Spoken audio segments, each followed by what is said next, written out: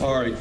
Now I want to introduce a woman who has been a fighter for decades for working people in every area of our life. Please welcome Congresswoman Marcy Kaptur.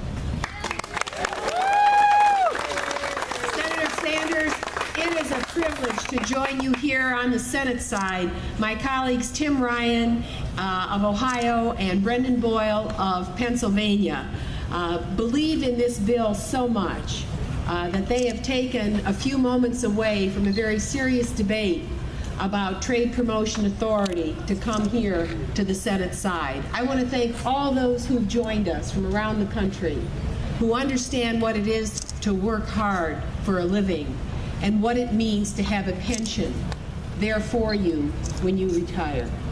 It's your livelihood, and you've earned it, and you deserve it. I'm here to say that along with Senator Sanders in the House, we have a companion bill, the Keep Our Pension Promise Act.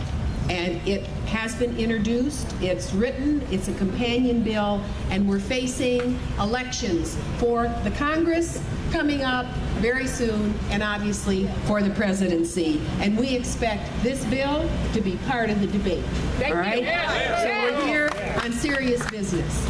We know that at least 1.5 million Americans who are represented by those who've taken time to be with us today are immediately impacted and will find their benefit checks cut, as Senator Sanders said, by 35 to 70%. We adopt the motto of the Marine Corps here today: we leave no soldier behind. Yes, we leave no soldier behind anymore. Okay?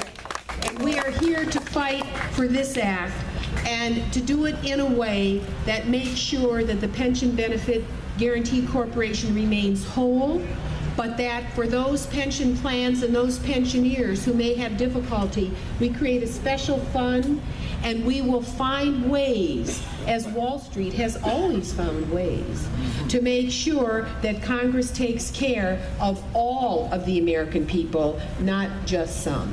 And we find the funds to fill the gap from those who are part of the 1%, who have artwork and very, very large holdings, and we find a way to fill the gap in the Pension Benefit Guaranty Corporation Fund to fund these pensions in that way. So I guess you could say it's deficit neutral in terms of what we do.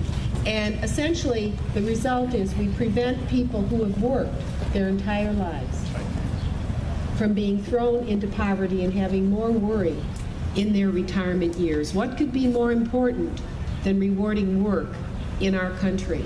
And it's not easy.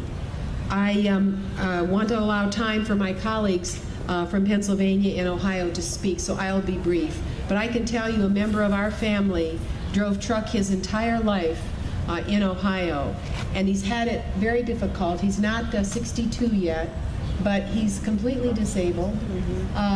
He was forced by several companies closed, several shipping companies. He would come to work, and all of a sudden the gate was shuttered and that company was then closed, and he had to go to work somewhere else.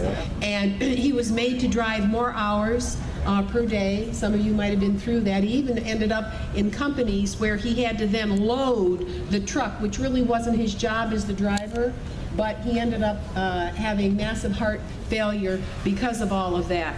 And I think about someone like that who's not even retirement age yet and has a wife to support, and what he's facing, and how difficult this family has had it over the last decade because of the hard work, his belief in hard work. He never wanted a handout. He wanted to work for a living. He had to drive halfway across the country, you know, into the New Jersey region, for example, where there's a lot of traffic, a little bit different than Ohio sometimes. And just as one person in America, what that worker has faced, what that family has faced, because of what hard work exacts out of those who do it.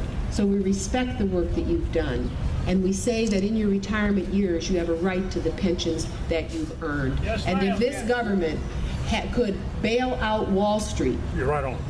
and not penalize them.